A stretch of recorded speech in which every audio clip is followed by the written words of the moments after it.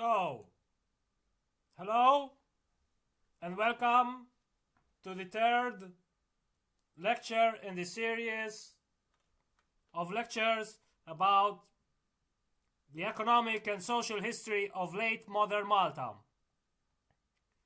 And in the first lecture we have given a brief introduction of the most important historiographic debates concerning the period. We've given a brief outline of the period and the most important dates. The second lecture was to take a close look at the primary sources so that we familiarize ourselves with the data and the sources. And the third lecture will be on the most important economic element of the period, which was His Majesty or Her Majesty Naval Dockyard, which was located in Cospicua and Senglia.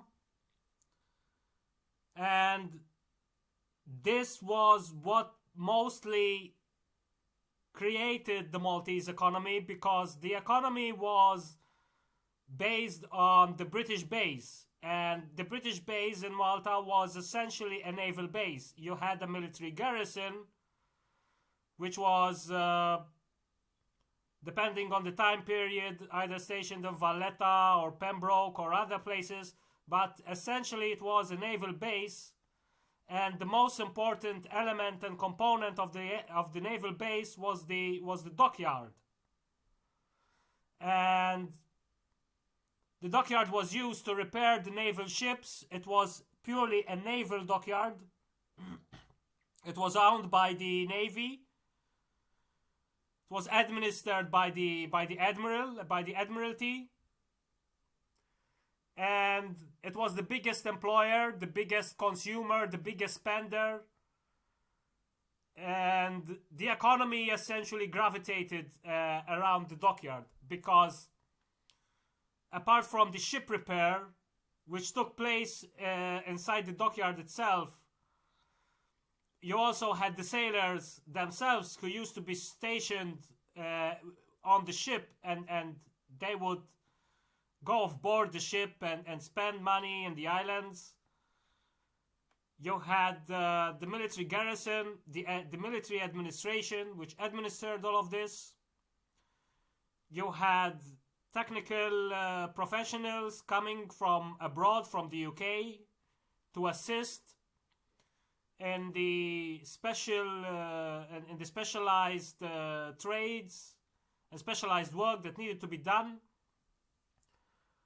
So essentially this was the most important factor of the Maltese economy. So you cannot study the economic and social history of the Maltese Islands without being familiar with the dockyard. And you have to be familiar with it, at least.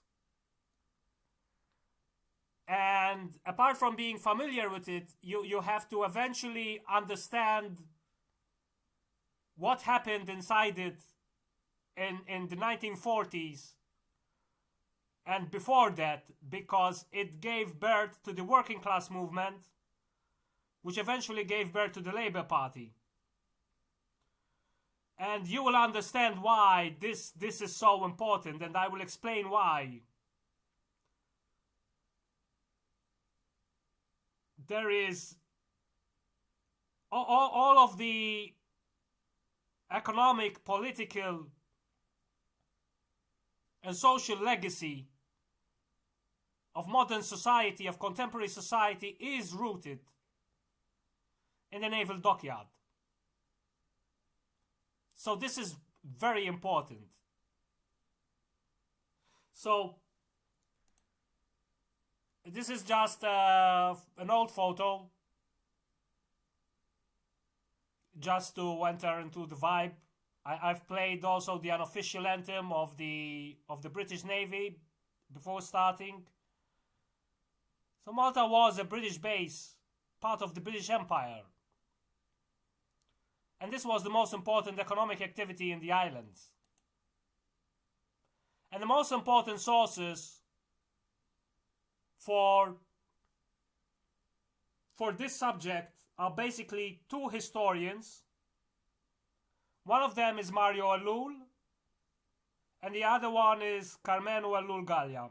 And I will explain these sources separately, why they are very important. Now, first of all, let's go to Mario Alul. Mario Alul is the foremost and most important historian of the Maltese Dockyard. He wrote a master's thesis which is very detailed. He used the British archives and went through all the important dockyard archives in Kew and basically gave a very technical and detailed outline of what happened and of the importance of this institution. So everything you need, the most essential and important data, information, sources, primary sources, everything, you're going to find them in this master's thesis. And he teaches at De La Salle College. I think he still teaches there.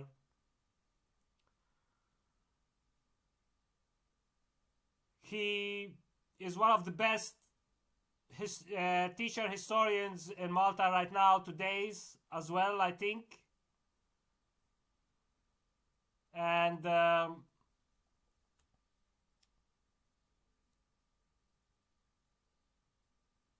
his work is basically a prerequisite. You have to go to the militancia section and you have to read it or print it. I printed mine with his permission. I think I have a copy of it somewhere, but I don't know where it is because right now, as I said, I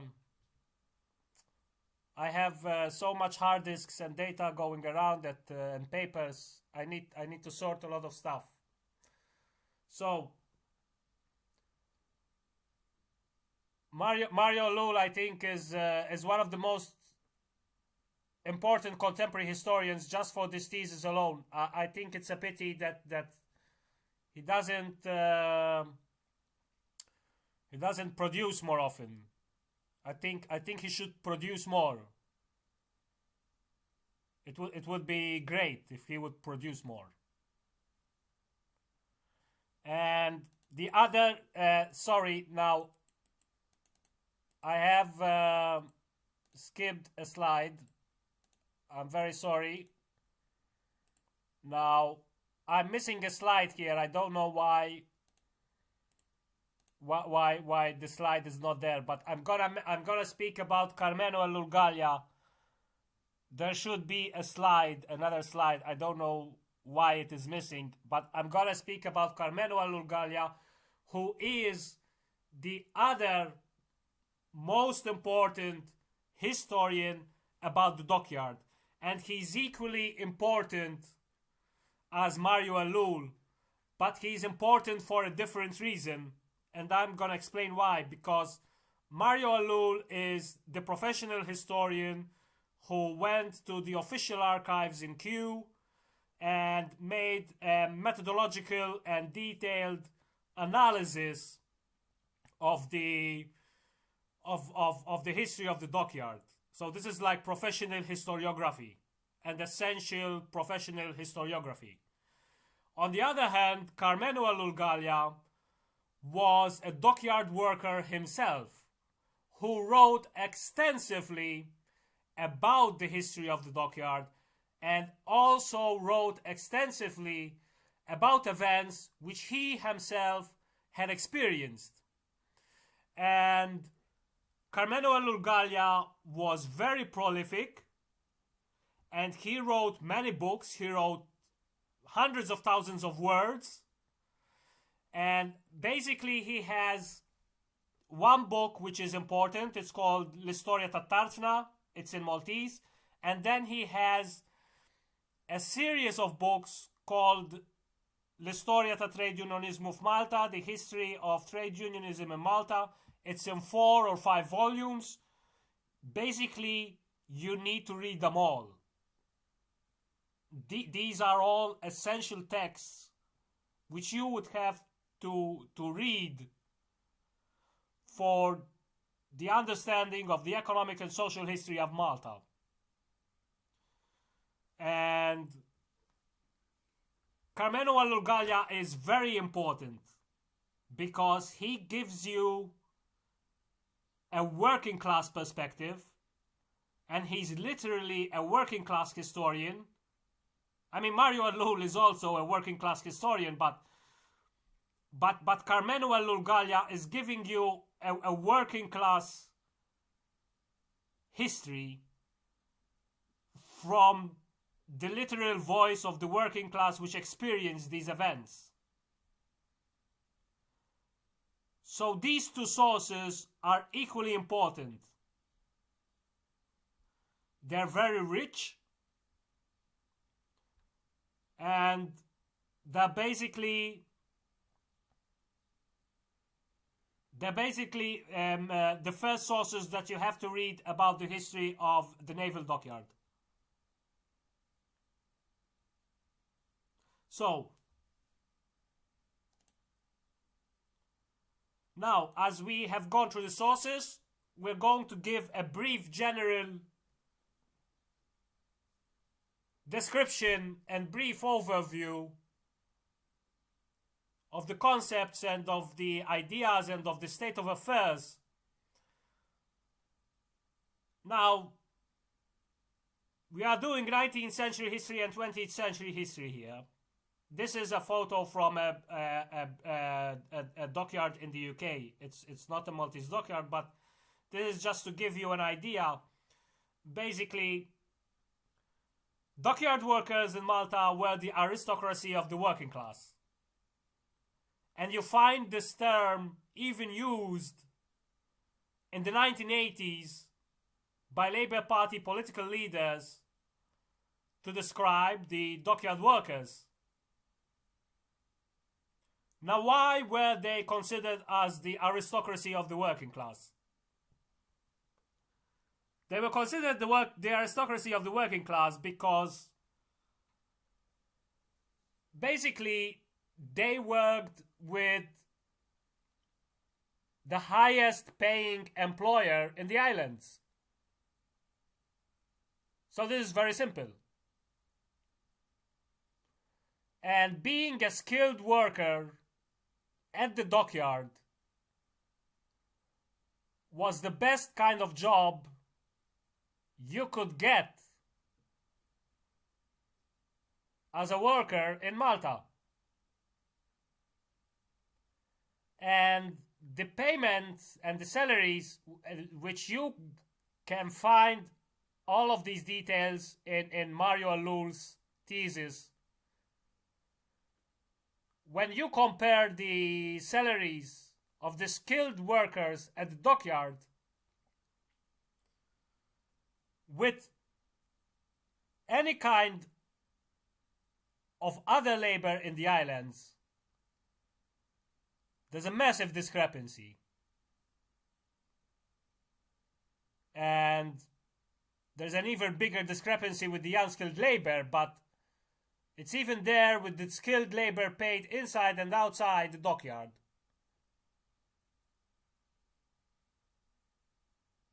So basically, if you wanted a decent life in Malta and you were working class, your best shot was working at the dockyard.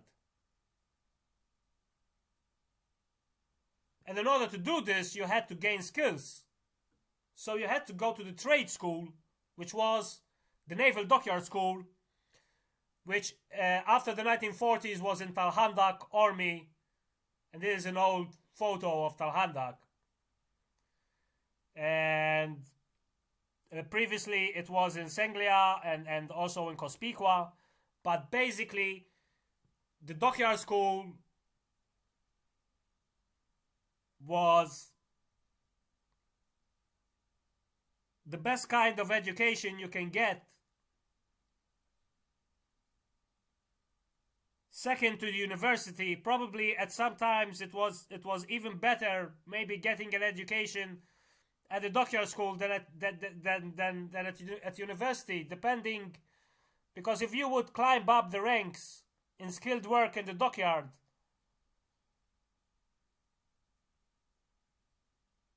you will be a very highly paid skilled worker with guaranteed work. And your immigration opportunities would be even more valuable.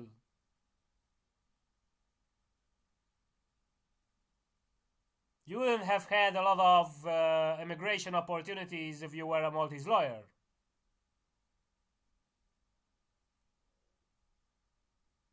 Or a Maltese notary.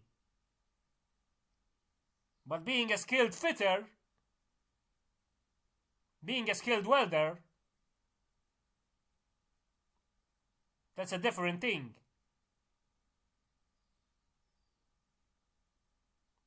And in fact, if you had a daughter and you would wanted her to get married, parents back then would have preferred if their daughters would have married a dockyard worker, because he had a stable job and a skilled job and he could earn money.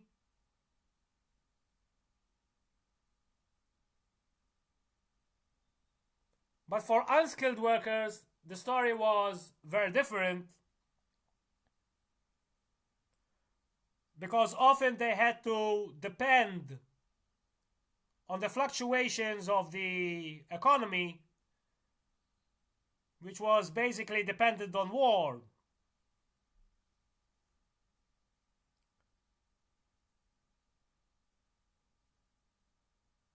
And there was also a limit to the number of skilled workers that the dockyard required. These were very coveted jobs.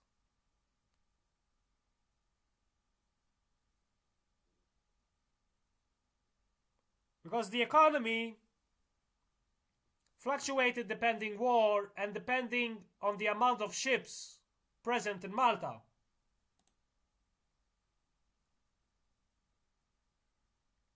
So the Crimean War provided Malta with a lot of strategic importance and a lot of economic activity. The dockyard opened in 1848, but it quickly expanded in 1864 as the British government increasingly appreciated its strategic and naval importance.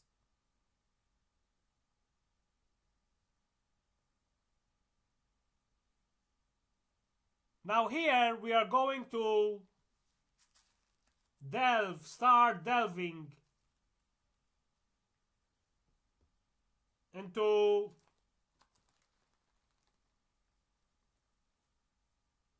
the very fundamental political aspects that still characterize Maltese politics today.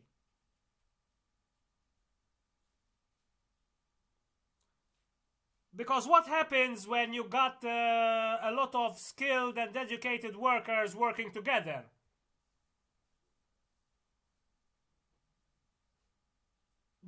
Remember, these were the most educated workers in the country. They were not the Hamalli, although the Hamalli even preceded the dockyard workers in the history of strike, and we've seen that already.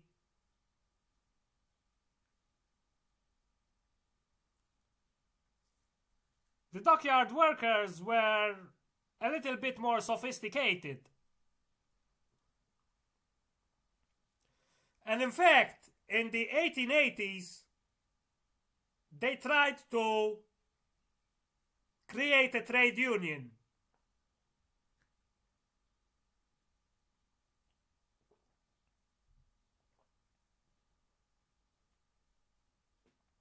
And as soon as they tried to create a trade union,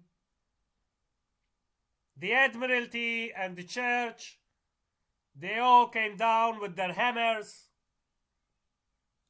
The Church accused them of Bolshevism and Protestantism. The Admiralty, preoccupied about its control over its most important colonial asset in the islands,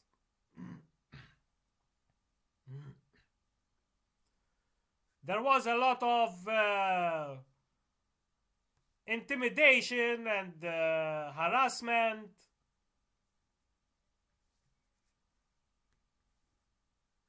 We still have this kind of political witch hunting today. Nowadays it is done against dissidents and critics. Back then it was about Bolshevism and Protestantism.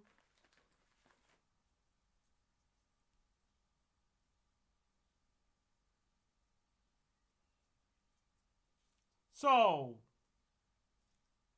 and the Maltese, being inexperienced and not very rebellious, so to speak,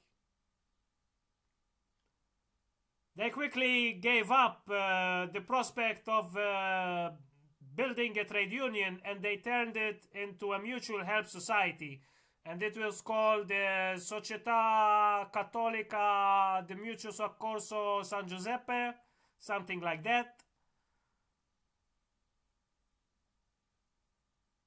So instead of forming a trade union, they created a mutual help society. And mutual help societies were like a collective of workers who pooled their resources for mutual help, you know, like accidents, injuries, sickness, and these kind of needs and emergencies that may come up as a surprise and unexpectedly.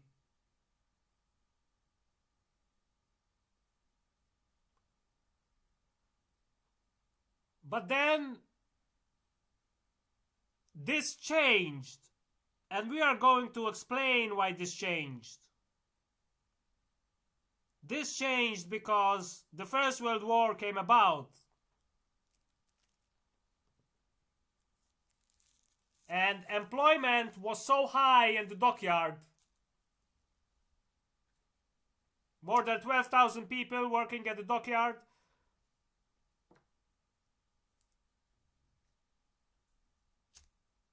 British workers had to be brought in.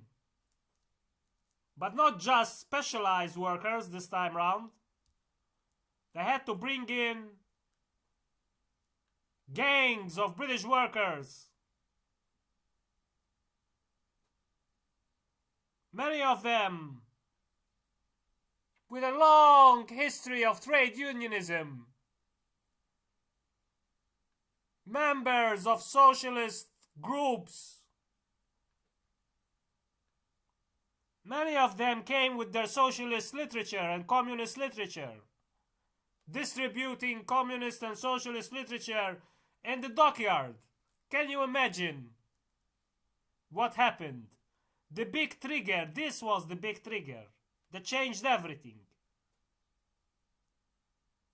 Imagine the Maltese workers for many years.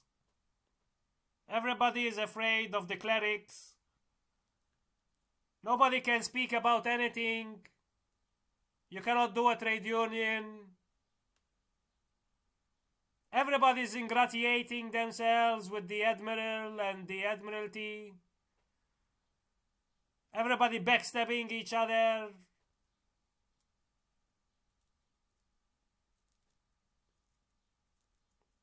Everybody's afraid of the devil and all of this stuff. And Bolshevism and socialism. You cannot speak about socialism and this stuff, because if you did, they'd accuse you of Bolshevism and all this fear and this submission, and everybody's censoring themselves and everybody's afraid, and all of the story. And then suddenly you get these British workers coming here, a very sunny island, which was relatively peaceful because there was no war either here. And they're coming here for work. It was like a working holiday for them. And they're coming here with their socialist literature, the socialist newspapers, the communist newspapers. And they're coming here working with the Maltese workers. And you see suddenly two different worlds colliding.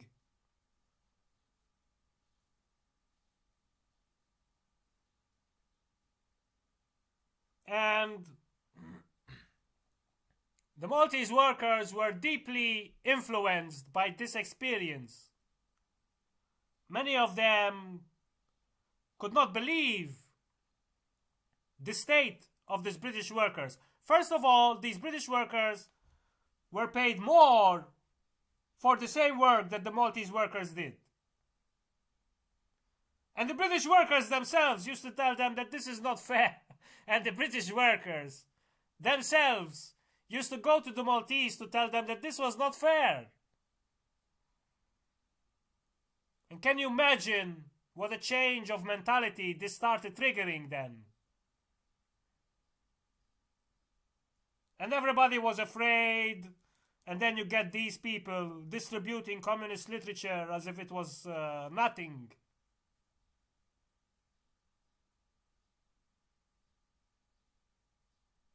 And suddenly, everybody was afraid of speaking about socialism in the Dockyard. And then suddenly, everybody is speaking about it. And what the fuck is this socialism? And it seemed much more just, of course, because if socialism was about equal pay for equal work, well, that's justice, no? So socialism here was tangibly very relevant for the workers. So this is, you start to understand the importance of socialism here and the roots of socialism in Malta.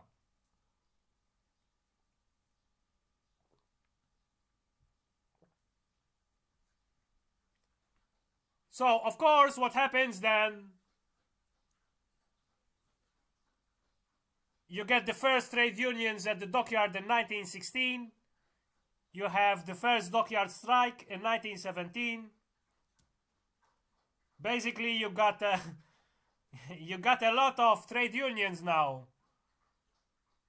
You have at least three. You have at least 3 trade unions in the Dockyard during the war. And after these 3 trade unions were created, there was basically a cascade of other trade unions being registered across the islands. This was basically the socialist turn of the islands. Basically, it's the socialist turn of the working class. And you had the teachers' union, you had government workers' union, clericals' union, everything, waiters' union, all these unions were created then, after the first unions were created in the Dockyard.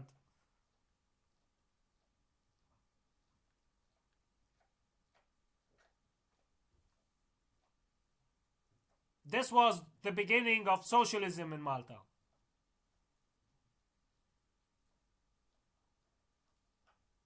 The Labour Party, the roots of the Labour Party were in the Dockyard.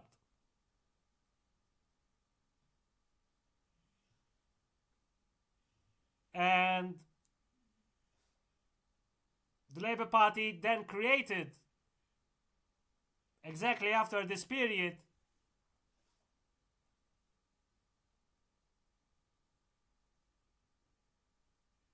by individuals from the Dockyard and also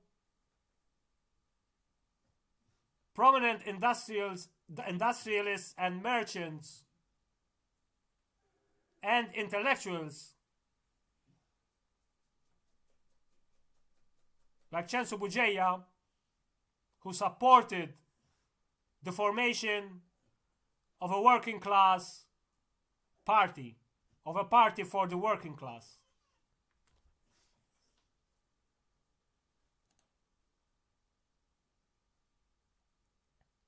But the big event, which then created the working class movement, happened in the Second World War. Now, why? Because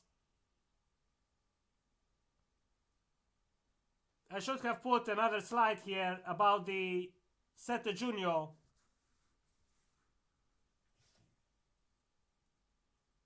Because the 7 Giugno was the culmination of the socialist foundation in Malta and the rebellious spirit which created in the First World War. Because then you had the food crisis due to the Russian Civil War, which had created grain shortages in Europe, and grain prices in Europe went soaring high, and bread prices in Malta were also high, very high. And this was paired with unemployment from the Dockyard, where workers were being laid off because the war was over. And you had a toxic mix of unemployment and high inflation, which eventually culminated in the 7 June riots.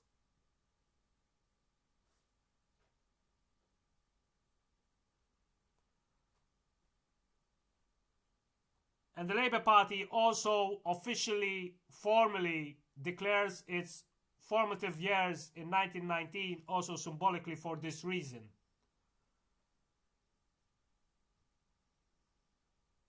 Because 1919 represented the culmination of the foundation of the socialist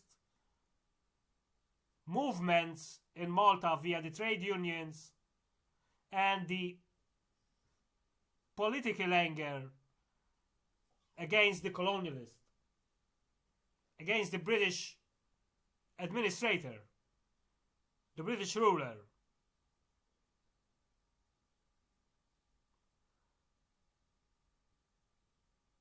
And after the 7 June riots, you had self-government. And this is why self-government was important and why all of these historical facts are eventually rooted in the Dockyard, because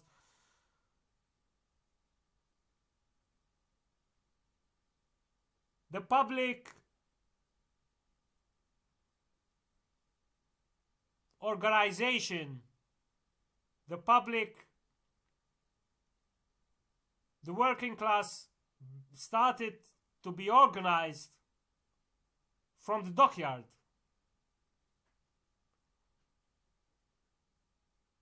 And from then on, we see for the first time mass public show of violent protest by the masses against the British ruler over economic and social issues.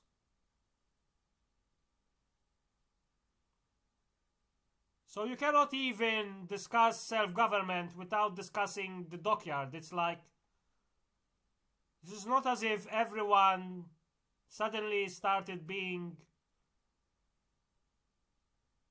rebellious all of a sudden.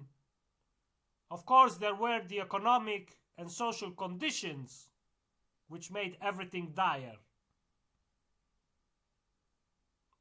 But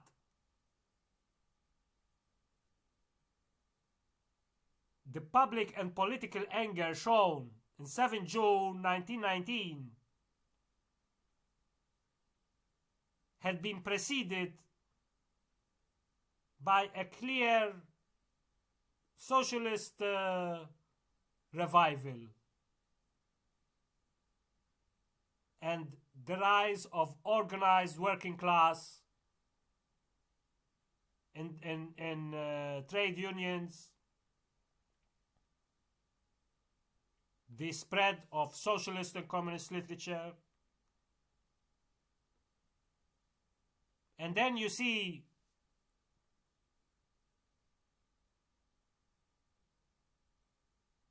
in the 7 June, anger directed at the British ruler.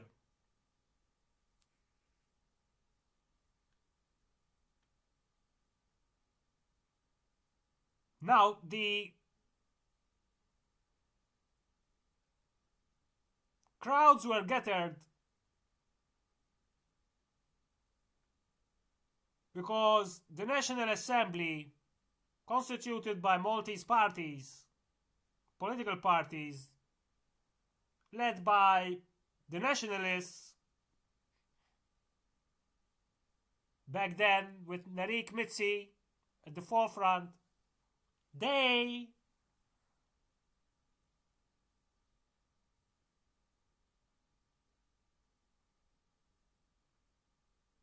wanted the people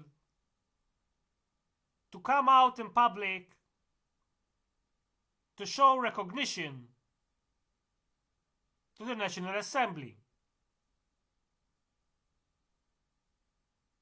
Because the National Assembly wanted self-government. But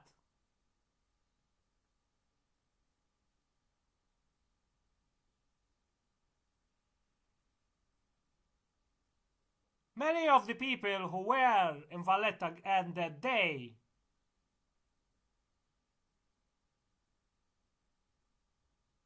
were there because primarily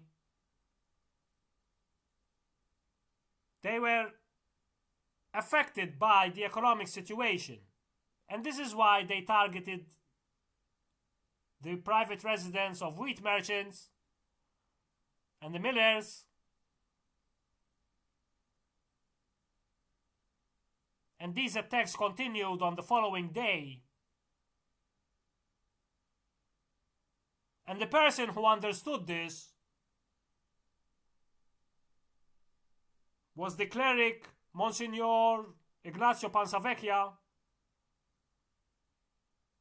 who during the meeting of the National Assembly, he said that basically we need self-government not to discuss about the Italian language and this bullshit.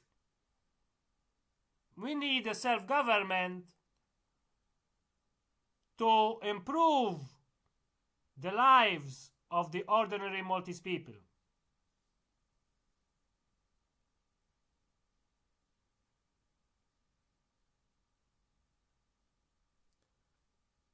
So then you had self-government, but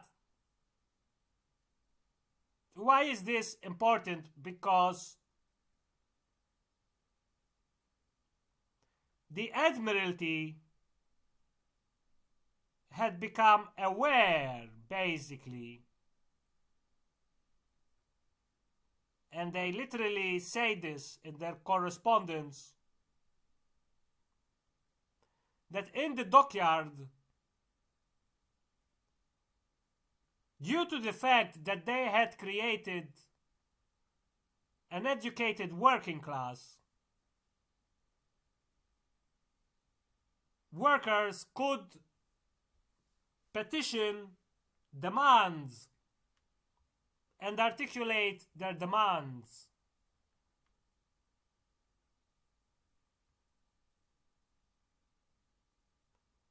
And you see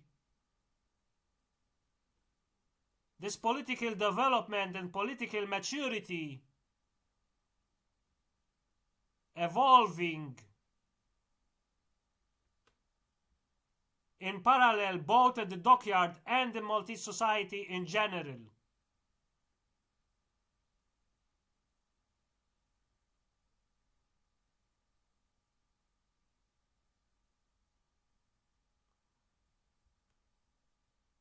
In the 1920s, you had a good economy.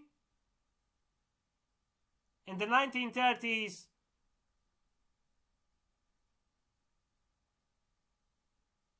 we had the Depression, but we were also going to war. And there was an awareness that war was increasingly more possible in Europe with the rise of Hitler in Germany. So in the 1920s and in the 1930s, there was a period of calm in the dockyard.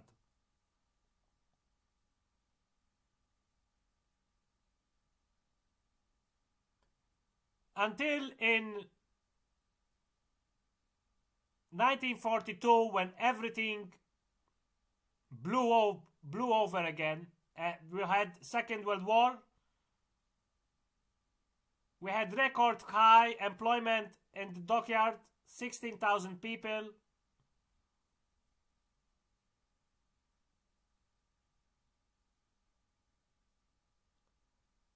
And basically, this time, Malta was also under attack and was also part of the war itself. And we were getting bombed day and night in 1942 by the Germans. And Malta was the most bombed place in the war during then. And the dockyard was one of the most important targets for the Germans. So dockyard workers in the Second World War basically risked their lives. They also had their own anti-air defense batteries. So dockyard workers joined in anti-air defense.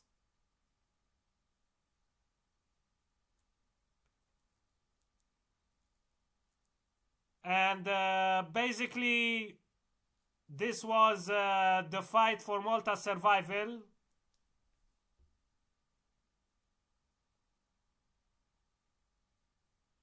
And this was also the time when eventually Maltese workers were finally empowered.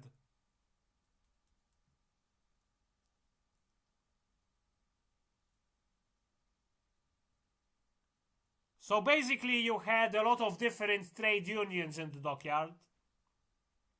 And they were all divided. Fitters union, clerks union, and other unions. Separate unions. And they weren't united.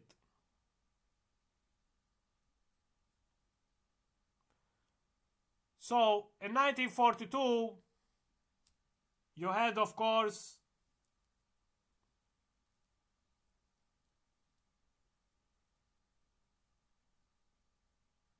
stagflation,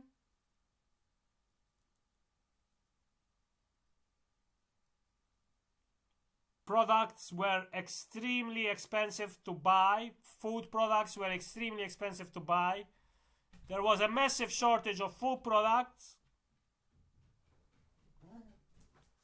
Salaries were increasing, and the Admiralty kept increasing salaries to address this problem.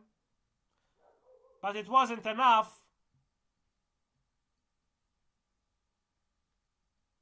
And workers also feared that they were going to be unemployed again after the war was over. They experienced World War I. They contributed to the war effort and they were made unemployed then. This was unjust. And workers didn't want to go through the same experience. So in 1943, the General Workers' Union was formed.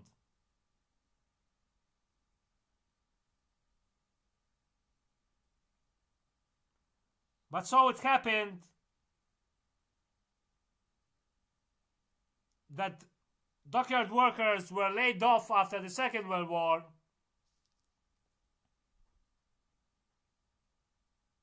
And in 1959, the Admiralty finally let go of its most prized asset in the colony and hands it to a private company called Bailey back then in 1959.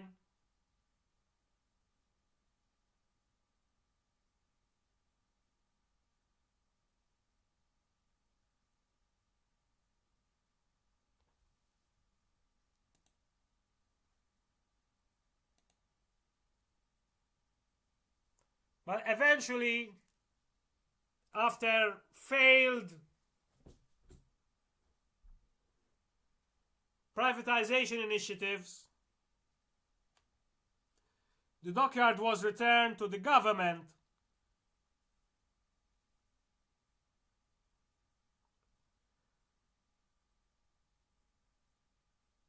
And the Labour Party in the 1970s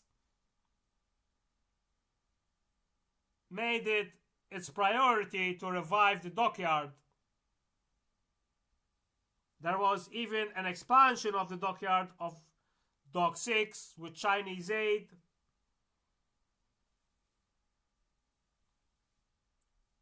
It is the largest dock in Malta. And the Labour Party eventually introduced workers' rule experiments at the dockyard.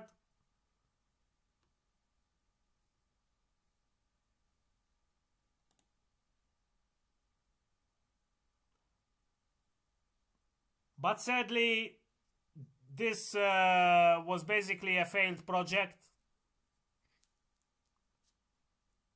The dockyard never revived. It never made any substantial profit since then. It always struggled. There were some times when it broke even, but it had struggled throughout the years. In 1976, the Labour government also created Malta Shipbuilding Company in Malta to start producing ships. This was also another failed project.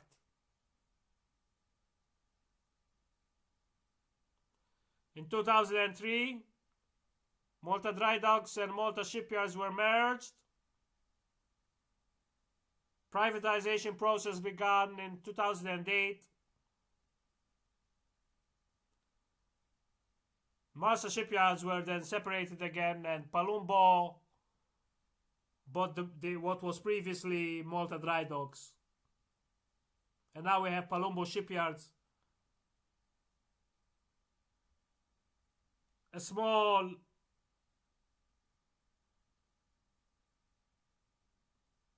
ship repairer from Italy, basically, bought the Malta Dry Docks. And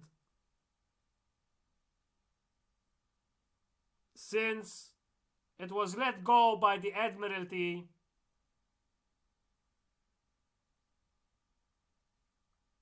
the Malta dry docks never revived its greatest years, so to speak.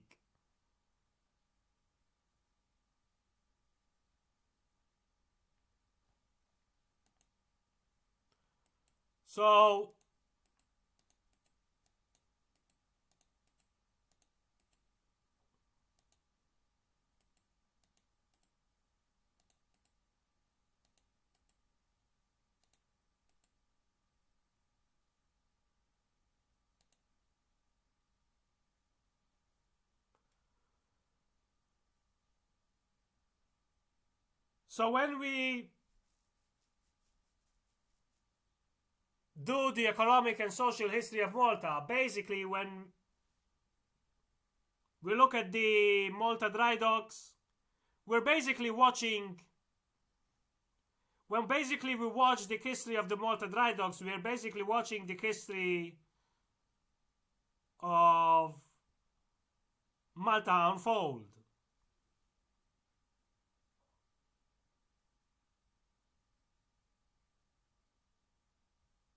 The Malta dry docks was the most important pressing political issue after the Second World War for the Labour Party. What we are going to do with the Malta dry docks? We cannot keep having workers go unemployed.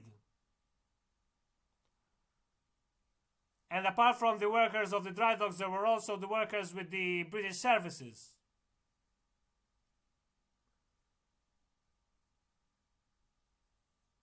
And this was a major issue.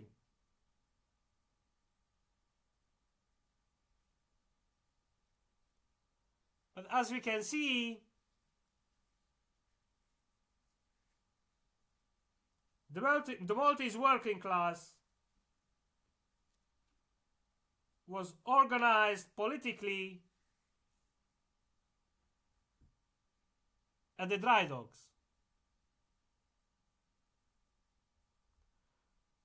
And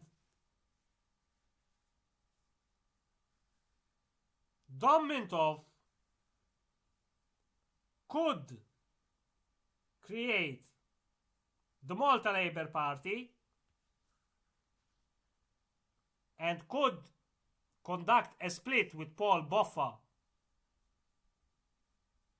in 1949, 1950, only because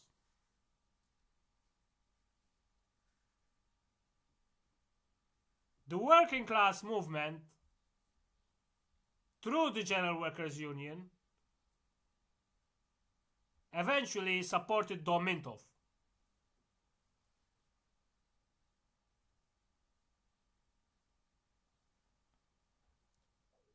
So Dom Mintoff could do the Labour Party only thanks to the support of dockyard workers. When the split between Boffa and Dom Mintoff took place, the decision upon who was to remain the authentic and preferred Labour Party, it was taken by the working class movement, which was organized via the General Workers' Union, which has its origins at the Dockyard. And Dockyard workers basically decided the fate of the Labour Party. And eventually they chose Dom Mintoff because he was more radical and he appealed to them much more than Paul Boffa, who was more moderate and more compromising with the British. And the workers wanted someone more radical. And that's how the Labour Party of today was created.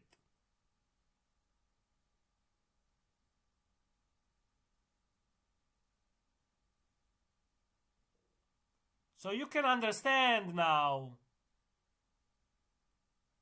why the dockyard is so important for Malta's social and economic history. It's not just important, it's of course important, you know, I mean, this stuff you can find in my books and in the thesis of Mario Allul. You can find the importance, the relative nominal importance of the dockyard and the Maltese economy, its share, and I mean, we know this, and we can quantify this. It will be just a futile exercise.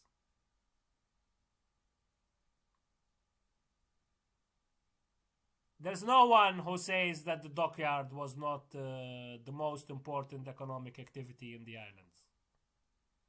It is obvious, the numbers show this.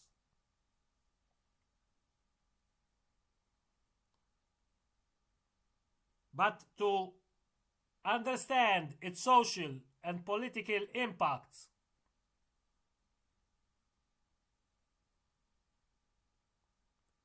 they basically determined the future and the changes of the Maltese economy.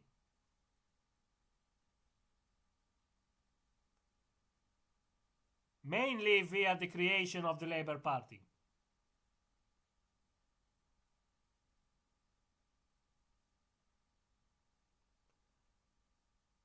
So yes, this is the legacy of the dockyard. The dockyard's legacy in Malta is basically massive. The dockyard's legacy in Malta is not just the trades and the skills. The legacy in skills such as welding, fitting, and even sailing itself, ship navigation. Malta has a very good naval sailing school in Calcara nowadays. The legacy of the dockyard was also very political, via the Labour Party.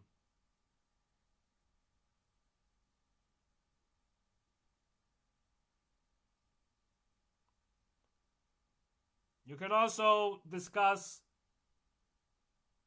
the violence of the 1980s, which was perpetrated also by dockyard workers.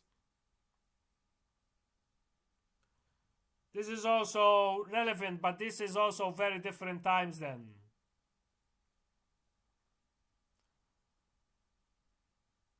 The history of the naval dockyard stops at 1959. Then you had the decline. It never recovered then. No one ever managed to make it right.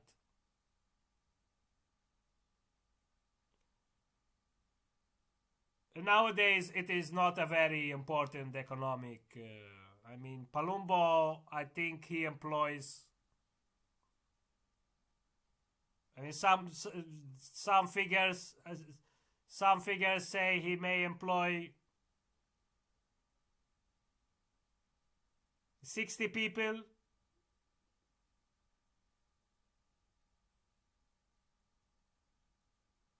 He doesn't employ a lot of people. It's not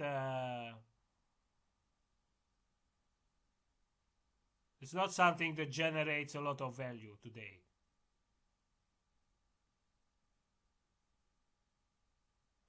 So that is all. I don't even think that Palumbo employs 60 people at all. I don't know. Most of the people that he employs are temporary workers without a fixed contract, probably. I don't know. But I used to live in Sanglia, and I literally didn't used to see a lot of workers working there. They used to paint the ships, but used to have 2-4 people maximum painting the ship at one time. And sometimes it used to be just one person painting the ship by himself. Like literally just one worker spending days and days on end, like painting the ship by himself. Like because I used to live there and I used to see them. It's not a very active place.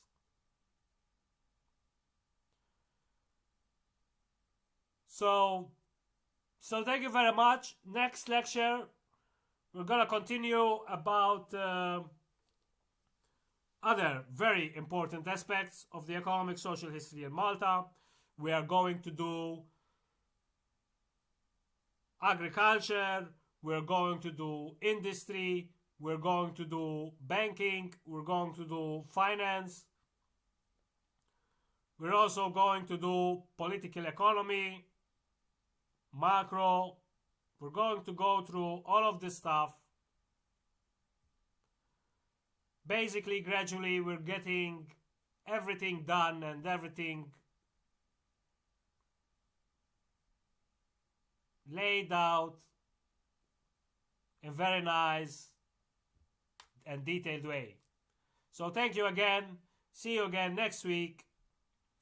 And I hope you enjoyed today's lecture. Thank you again.